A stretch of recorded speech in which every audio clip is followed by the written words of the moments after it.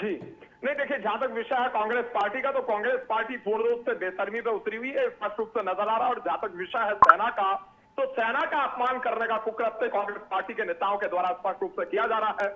या आतंकवाद का समर्थन करने वाले लोग हैं, वो स्पष्ट रूप से बयां होता है कि किस प्रकार से देश पे शासन करने वाले गांधी परिवार के सदस्य रॉबर्ट वाड्रा ने स्पष्ट तौर पर बयान दिया, देश में मुसलमान असुरक्षित है, ऐसा हमलावरों को प्रतीत हुआ, इसलिए हमलावरों ने हमला कर दिया। इस देश में मुसलमान को सड़क पे नमाज अदा नहीं करने दी जाती, ऐसा हमलावरों को प्रतीत हुआ, इसीलिए हमलावरों ने हमला कर दिया।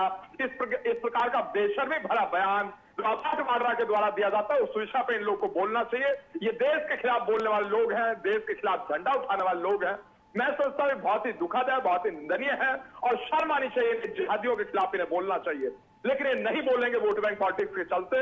ये जिहादियों के खिलाफ नहीं बोलेंगे, आतंकवादियों के खिलाफ नहीं बोलेंगे, टेररिस्ट ऑर्गेनाइजेशन के खिलाफ नहीं बोलेंगे, टेरर फंडिंग के खिलाफ नहीं बोलेंगे, साथ ही साथ कश्मीरी पंडितों के विषय पर तो एक कतई नहीं बोलेंगे, मौन साथ जाएंगे। और इन्हें बोलना चाहिए श्रीनगर का sitting member of parliament national conference का, जिससे इन लोग का गठबंधन है, वो टूरिस्ट को सांस्कृतिक हमलावर कहता है और उसके बाद हमला होता है, उस बयान पर भी इन्हें बोलना चाहिए। मैं सोचता हूं उस विषय पर भी नहीं बोलेंगे, क्योंकि इन्हें वोट बैंक पॉलिटिक्स प्यारी है, इन्हें देश की सेना प्यारी नहीं है, इन्हें देश प्यारा नहीं है, इन्हें केवल यदि कुछ प्यारा है तो सत्ता प्यारी है, इन्हें कुर्सी प्यारी है, इन्हें केवल अपनी राजनीति प्यारी है।